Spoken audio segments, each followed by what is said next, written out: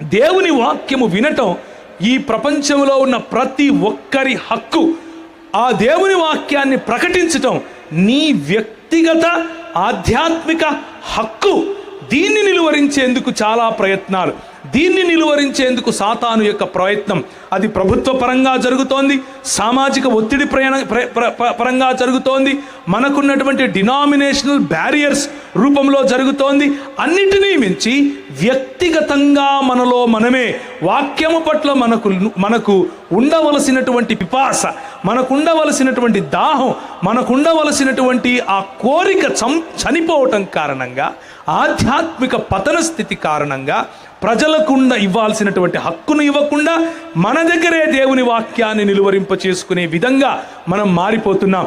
ప్రియమైనటువంటి దేవుని సంఘమా, రానున్న రోజుల్లో మనం ఒక నూతన సంవత్సరంలోనికి అడుగుడుపోతున్నాం. పేతురు అంటాడు, మనల్ని దేవుడు అద్భుతమైనటువంటి వెలుగులోనికి పిలిచాడు. ఆశ్చర్యకరమైనటువంటి వెలుగులో పిలిచినటువంటి మన దేవుడు ఈ పరిశుద్ధమైనటువంటి వాక్యమనే ఏ వాక్యమైతే మన పాదములకు దీపము మరియు మన త్రోవలకు వెలుగై ఉందో, ఏ వాక్యమైతే దర్శన రూపముగా మనకు ఈ జీవితాన్ని వివరించి చెప్పగలదో, ఏ వాక్యమైతే మన ఎముకలలోని మూలుగలను కూడా జీవింప చేయగలదో, ఏ వాక్యమైతే మన జీవితాలను పునరుత్థానము చెందించగలదో, ఆ వాక్యమును గురించి పేతురు అంటాడు, మీరు అనుభవాలు అని అంటున్నారు. నేను ఎన్నో అనుభవాలు చూశానయ్యా. నేను ఆ కొండ మీద ఉన్నాను, దేవుడు యేసుక్రీస్తు ప్రభు రూపాంతరం చెందాడు, పైనుంచి తండ్రి అయిన దేవుడు మాట్లాడుతుంటే స్వయంగా నా చెవులారా విన్నాను. ఏలియా వచ్చాడు, మరి మోషే వచ్చాడు, దేవదూతలు వచ్చారు, పరిచర్యలు చేస్తున్నారు. ఇంత అనుభవం కలిగి ఉన్నాను. కానీ అంతకంటే స్థిరమైన దేవుని వాక్యము మన చేత ఉన్నది, ప్రవచన వాక్యము మన చేత ఉన్నది అంటూ పేతురు తన పత్రికలో రాస్తాడు.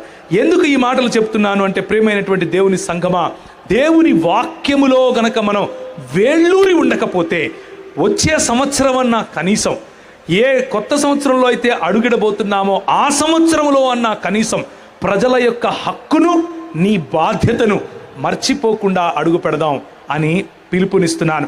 దేవుడు వెలిగించినటువంటి ఆ జ్యోతిని కొంచెము కిందనో మంచము కిందనో పెట్టేందుకు నీకు హక్కు లేదు, నీకు అధికారము లేదు.